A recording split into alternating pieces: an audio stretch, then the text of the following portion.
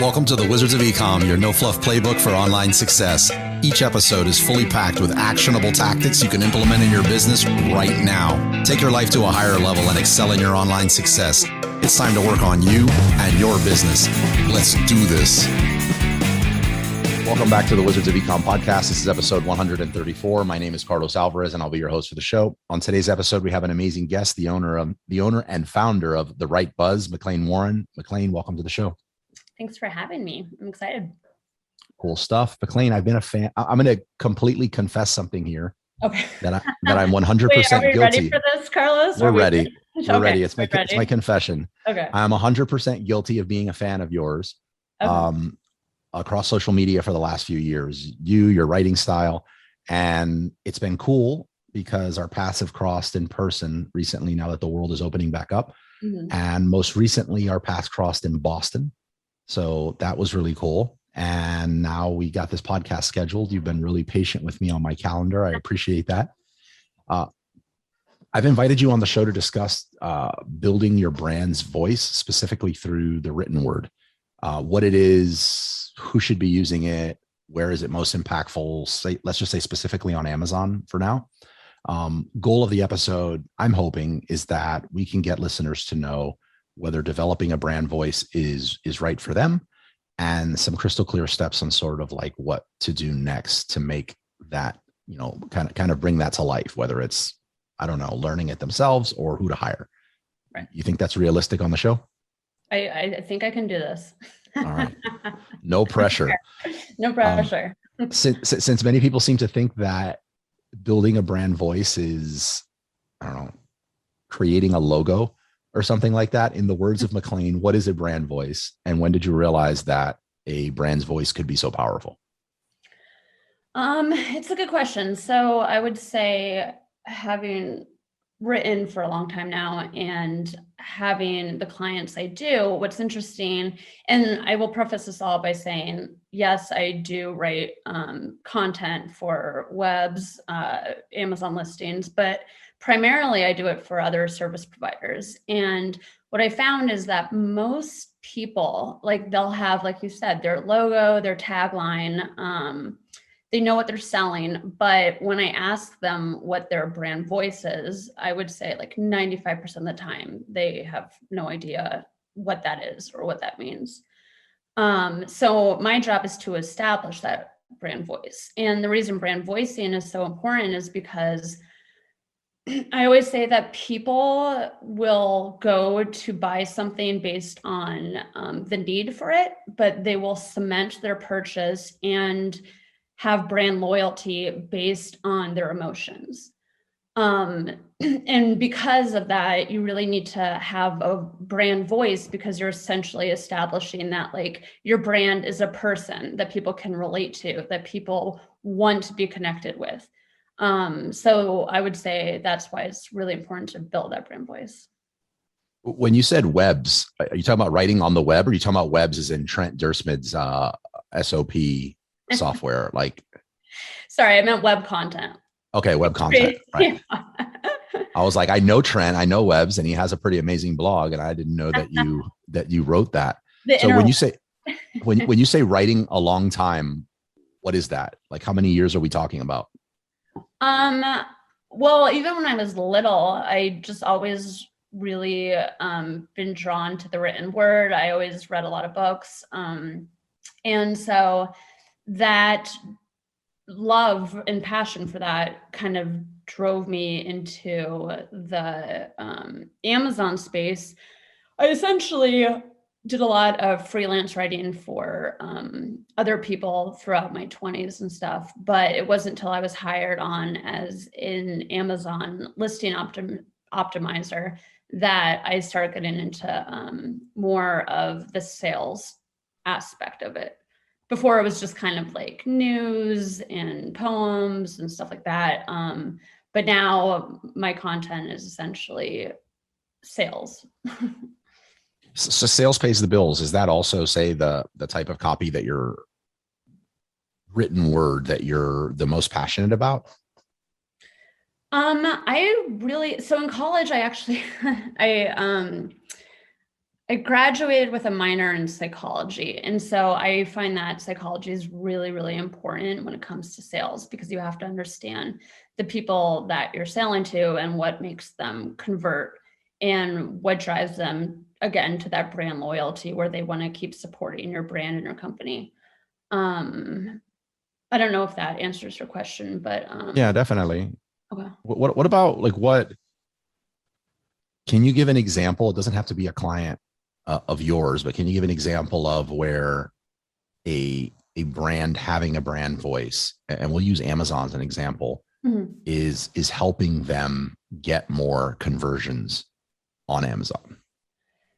Yeah, so off the top of my head, I can't necessarily think of an Amazon client specifically, but I like to give the example of Nike, right? Like everyone sees that little check mark symbol. And what that means is, like, to a lot of people, when you look at their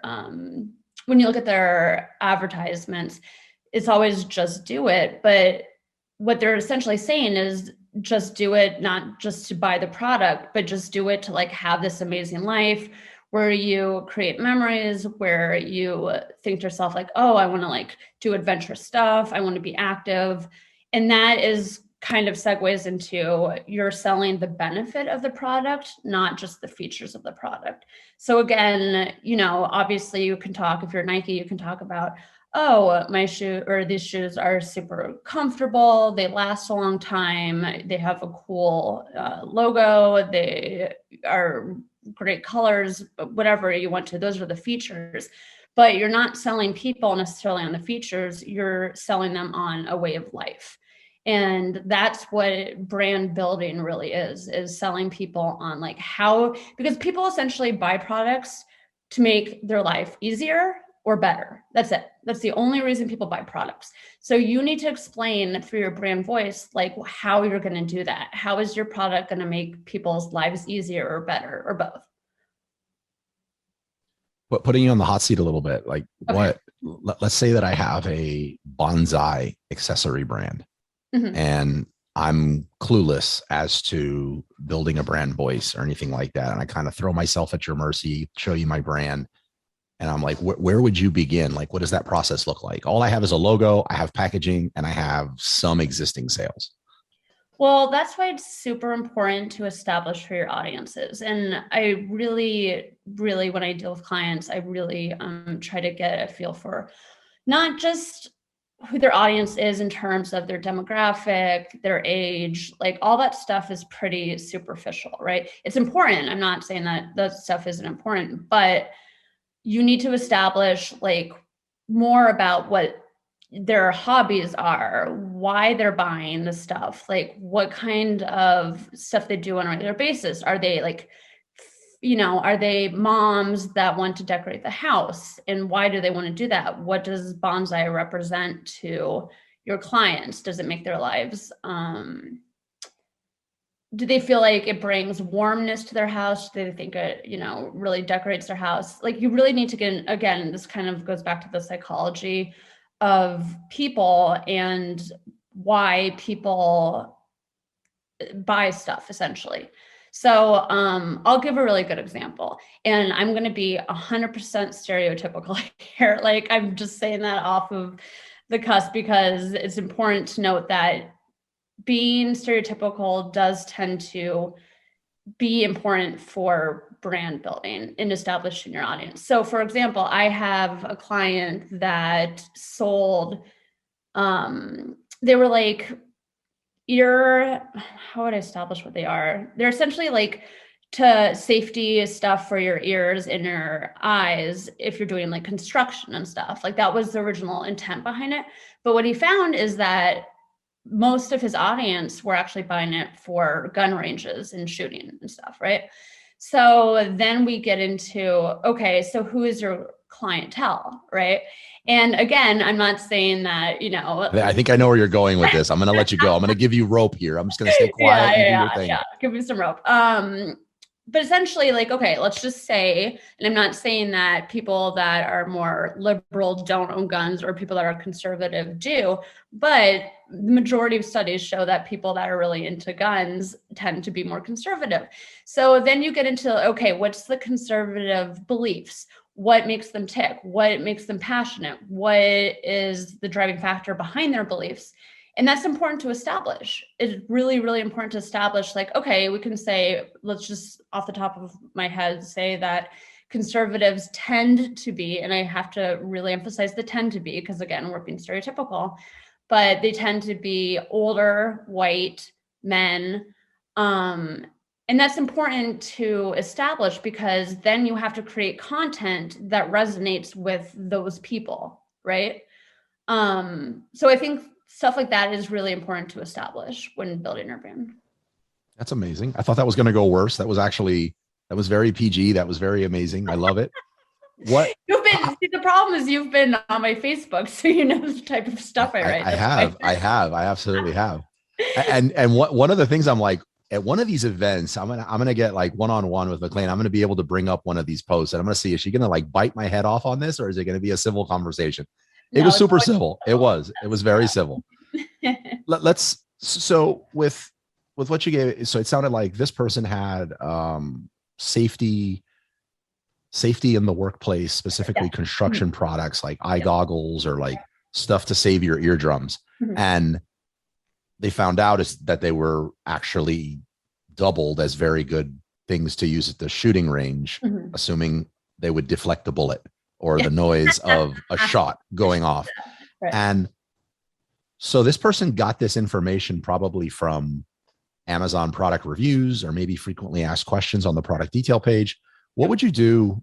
Like, do you have a process for, say, I want to build this brand, or somebody listening to this wants to build this brand voice early and they don't have those frequently asked questions. They don't have the reviews, and maybe they listen to the latest webinar that just said, use X tool, look for this inefficiency, buy this product. They really didn't do research. Products on the way. They realize branding's important. Do you have a process for this to discover who that buying persona is? Yeah. And I'm going to back up for a second and say that, you know, most practicing writers or people that are selling products, they will essentially establish what their avatar is. Like, avatar is like a big, you know, catchphrase in the industry. And avatar just means that you're essentially you're personifying your brand. You're saying, okay, this is the person that I assume is going to be purchasing the majority of my products based on, again, their age, their sex, stuff like that.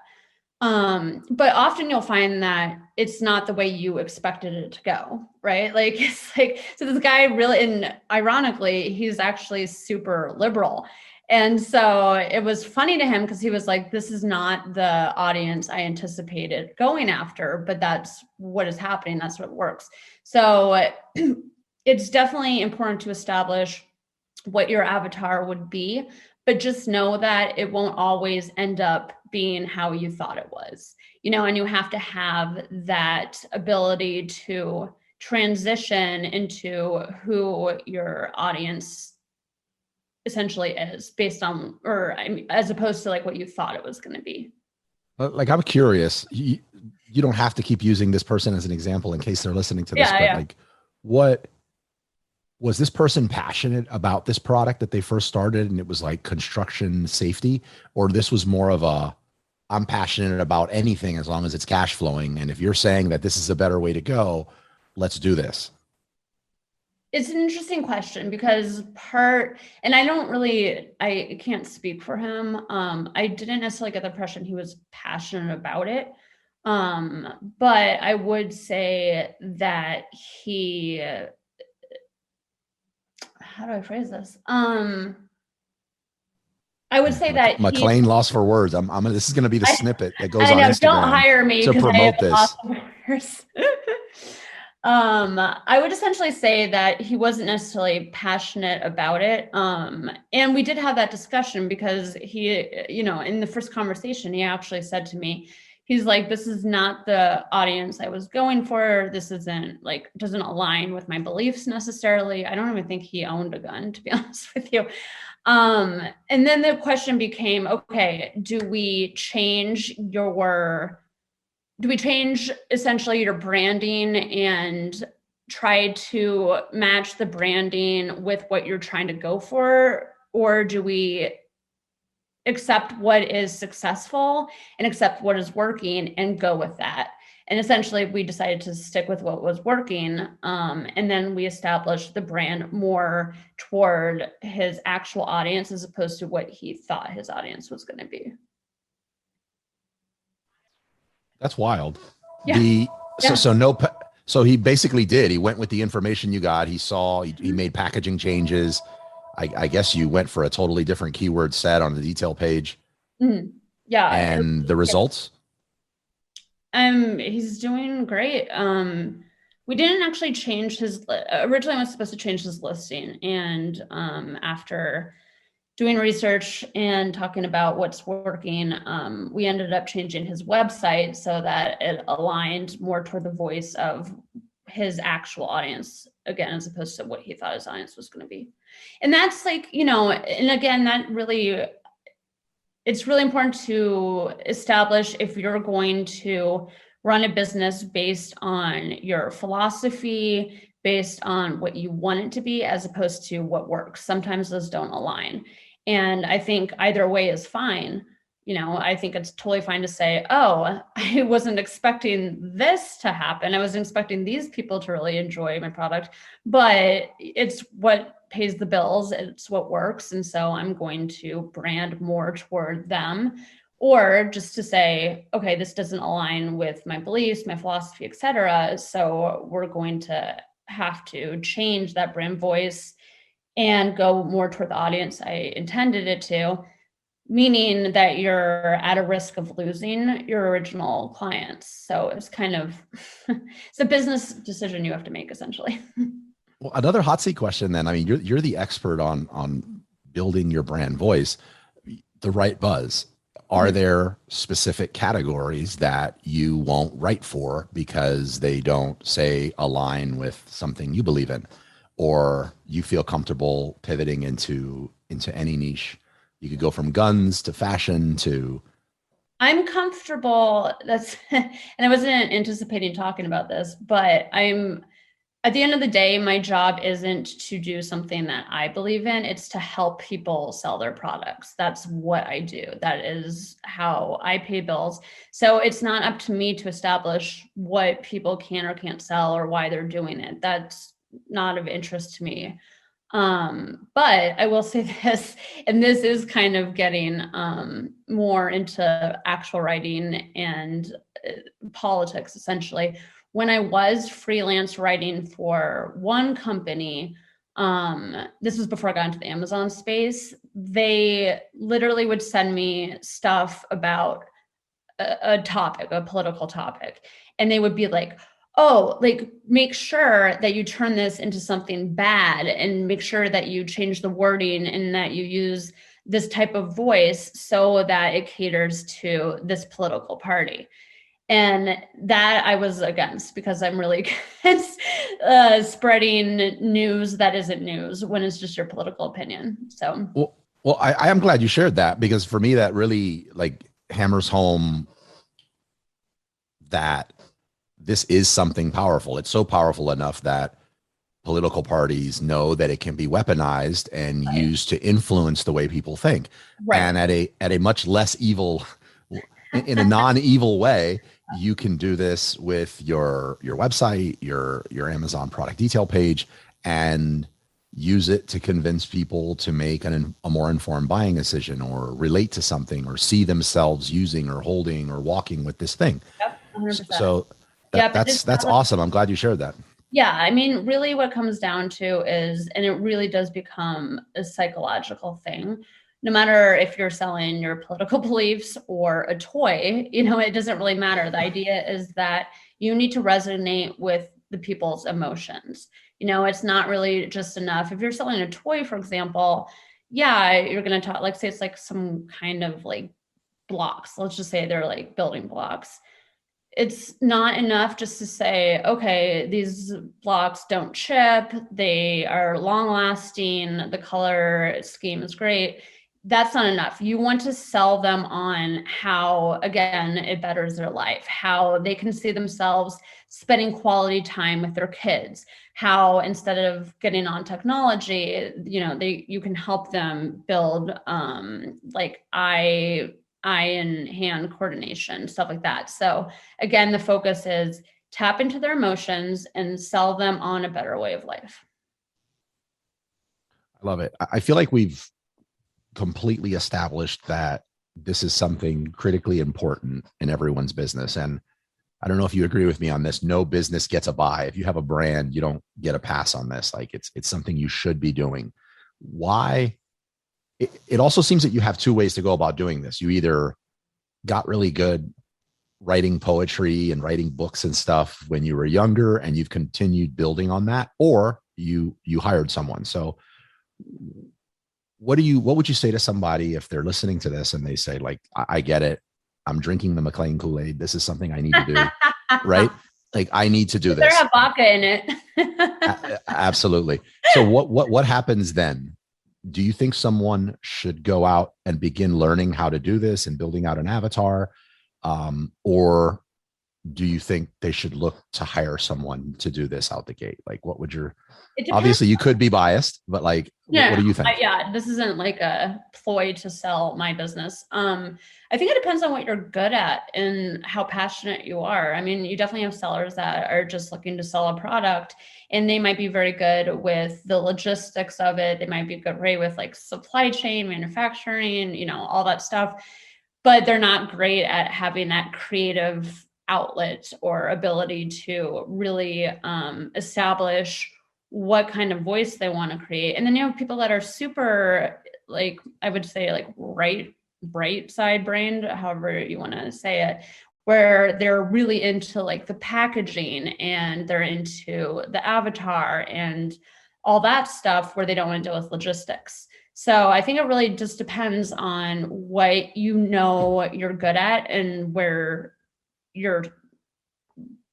essentially you have to know what your strengths are and what your weaknesses are, because that is what will build your brand to success, is establishing and knowing what you should outsource and what you shouldn't. So, I mean, I don't really know how to answer that other than you as a brand owner have to figure out, am I good at this? Do I really understand my audience? Do I understand how to have that?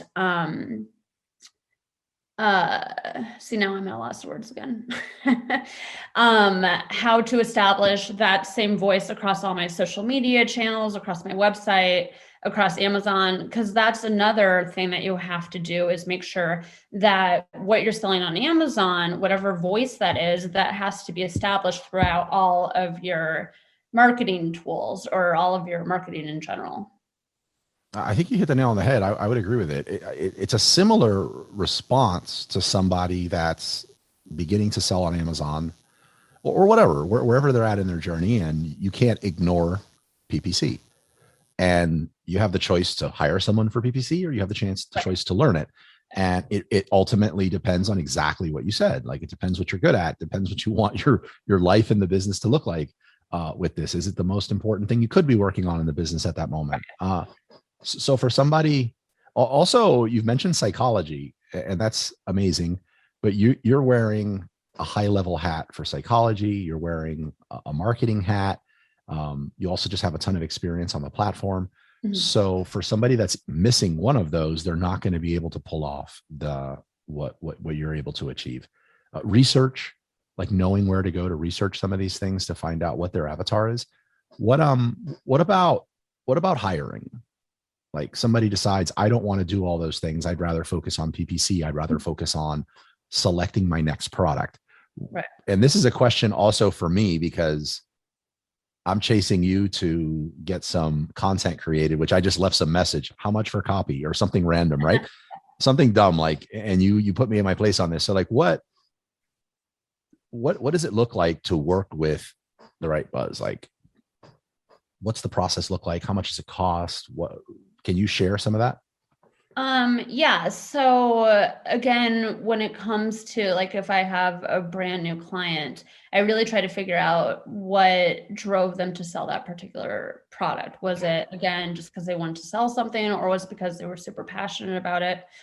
Um, and then we dive into, well, what's your audience? And you actually asked this a little bit ago and I didn't really respond, but you were asking, how do you, if you have no concept of what your avatar is, how do you go about doing the research, or how do you go about looking for it?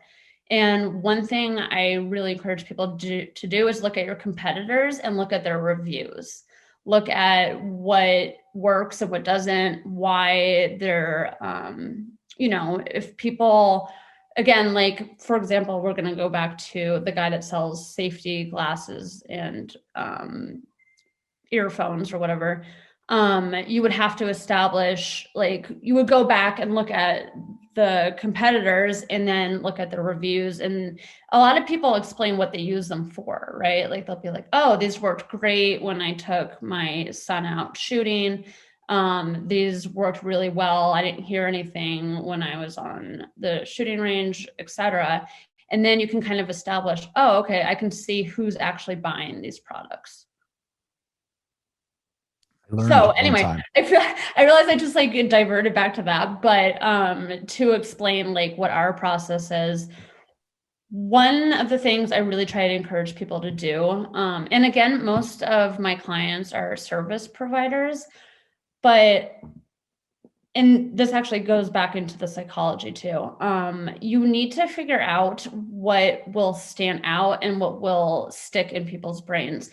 And I actually did a podcast on Branded by Women about the psychology of humor, right? And about how a lot of companies, they try to be super professional and they all use the same voice, right? And it's important to be professional, but it's also important, again, to resonate with people. And when you look at studies that show what people remember, humor is usually like is the top of the list. It's kind of why people watch the Super Bowl. Even people that, aren't really into football, they'll still watch it for commercials.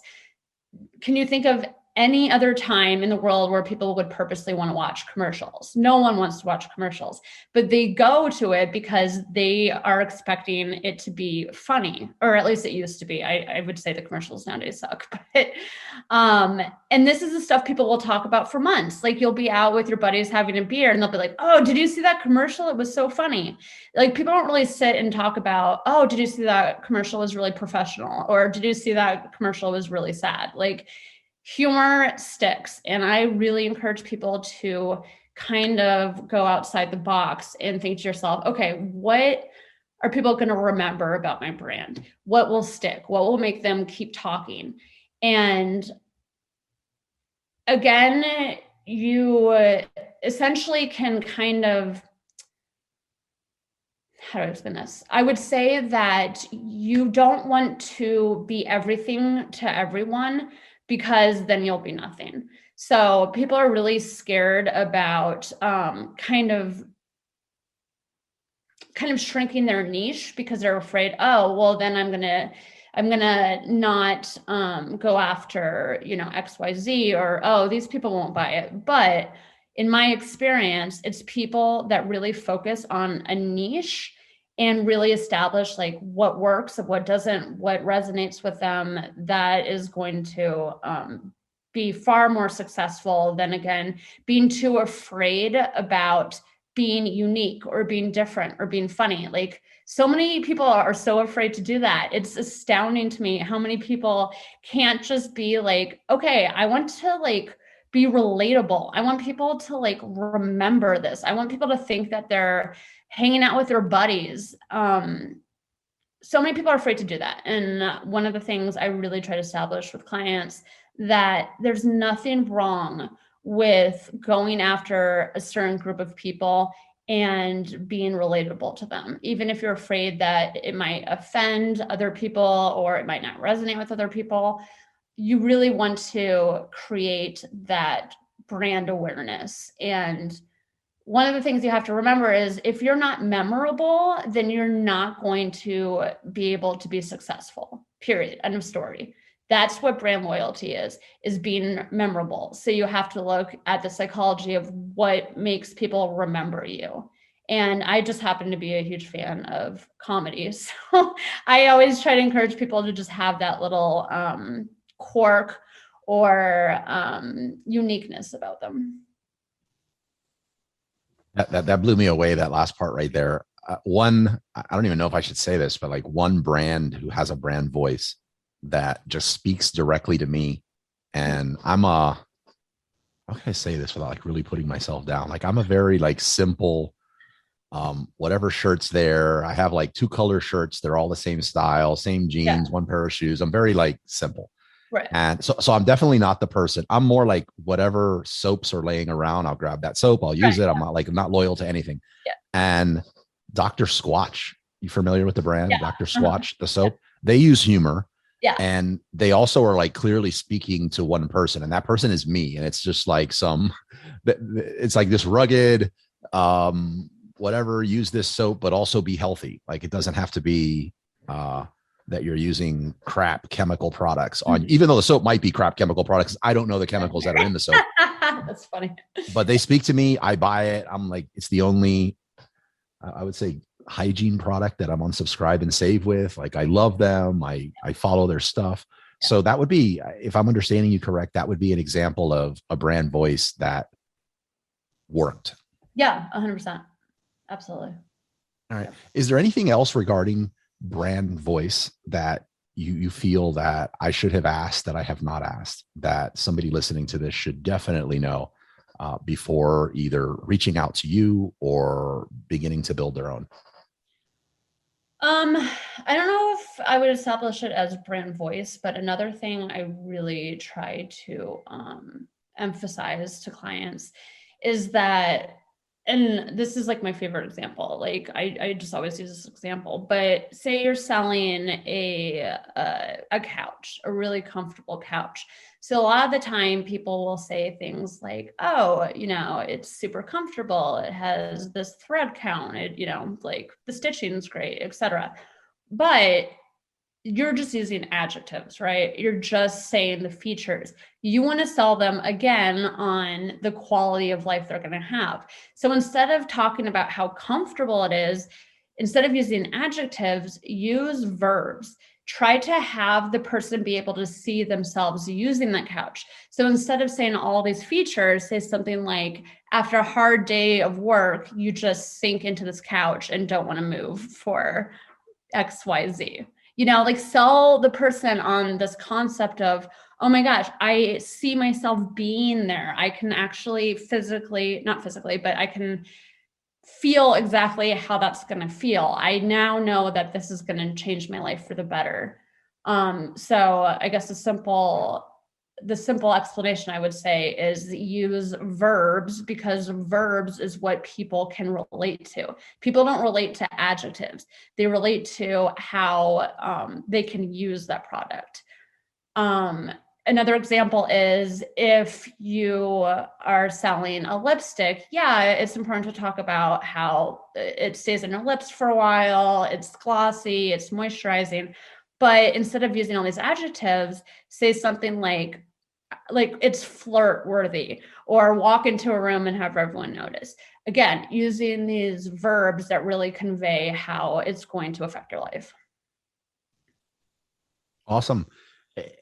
We've locked in the date for, you're going to present to the advanced group on a similar subject to this on November 17th, Wednesday at 12 noon.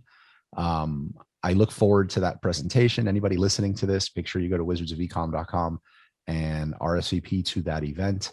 McClain, you've been amazing. I want to be respectful of your time. Before letting you off the hot seat, though, I'm bracing myself here for this. What is your favorite book and why? I won't mess with you on this one. My favorite book is Shantaram. It is about it's based on a true story. It's about a man that went to federal prison in Australia, and he escaped and became a refuge in India. And it's, first of all, it's amazingly written. Everyone that I've had read it are just like, this book is the best book ever. It has adventure, it has love, it has war, it has everything in it. But what's really, really cool about it, and what kind of resonates with me as a business owner, is they talk about, or he, the guy that's narrating the story, talks a lot about overcoming challenges and really learning about the culture of India and learning about things that he didn't know before. It's just phenomenal. It's really, I really, really, really highly recommend you read it. So, and it's called Shantaram. Shantaram, yeah. Okay, I'm gonna look that up. I definitely order any book that somebody recommends as their favorite book that I've not read, and I've definitely not read that. Your description for some reason made me think of, I guess it's a totally different book, but the Count of Monte Cristo. I don't know why. Oh, okay. I guess because the Count was imprisoned at one point, and I don't know. It made me. Yeah, I mean, honestly, it really goes into. I mean, it's just so well written. It's Isabella's favorite book too. We always bond about it. Yeah, it's phenomenal.